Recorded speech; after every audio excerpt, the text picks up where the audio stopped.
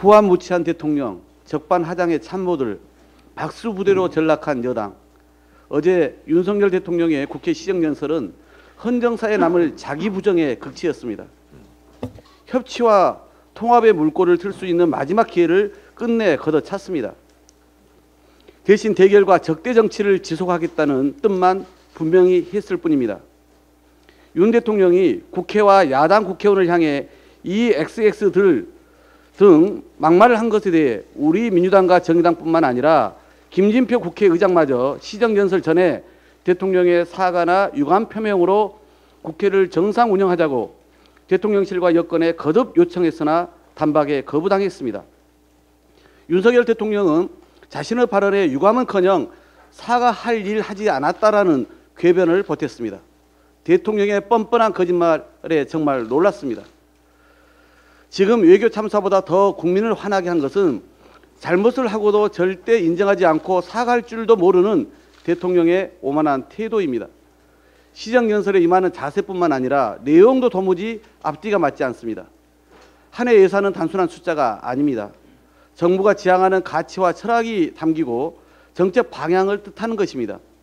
그런데도 곳곳에 빨간불이 들어온 경제 상황, 급변하는 국제 정세, 벼랑 끝 민생에 대한 고민은 전무했습니다.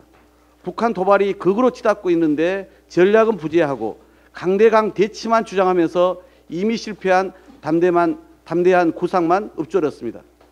뿐만 아니라 초부자 감세로 세수 부족을 만들어 놓고선 재정 건전성을 들먹이며 시급한 민생 예산은 칼질하는 모순도 그대로였습니다. 약자 복지는 어불성설입니다. 약자 무의식이고 약자 약탈일 뿐입니다. 국민은 대통령 시정연설을 통해 새로운 희망을 가질 수 있어야 합니다. 하지만 어제 연설은 무능과 무책임의 국정 운영을 다시 한번 확인케 했습니다. 오히려 국민 불안감만 더 키웠습니다.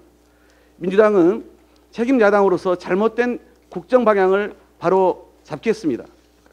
60조 원에 달하는 초부자 감세와 1조 원이 넘는 대통령실 이전 예산을 반드시 막아서 제자리로 돌려놓겠습니다.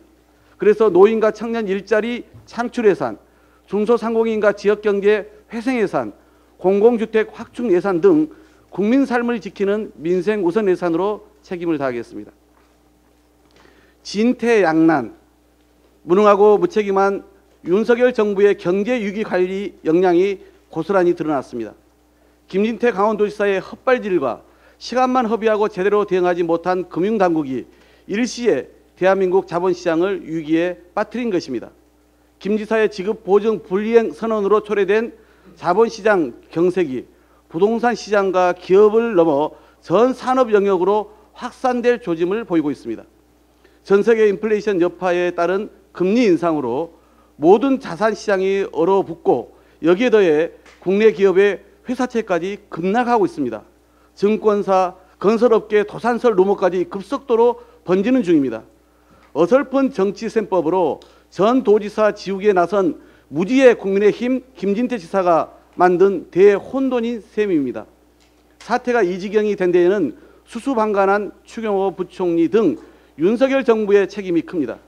자본시장의 핵심은 타이밍과 신뢰인데 정부는 모두 놓쳐버렸습니다.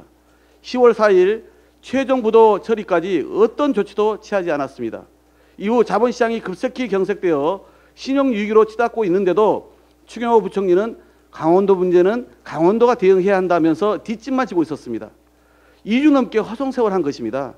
공안 통치, 야당 탄압에 몰두하느라 정작 경제위기를 방치한 결과입니다. 이러니 이번 사태를 방화법은 김진태 지사, 방조법은 윤석열 정부라 하는 것입니다.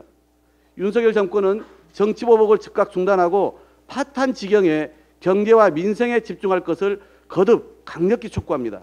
여론조사에 따르면 지난 5개월 동안 윤석열 정부가 경제에 무능한 보수 정부라고 생각하는 국민 비율이 3배로 늘었습니다. 이번 김진태 사태는 강원도가 2,050억 원으로 막았을 일을 50조 원 이상의 국민 혈세로 막게 만들었습니다.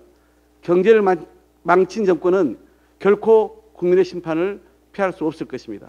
이상입니다.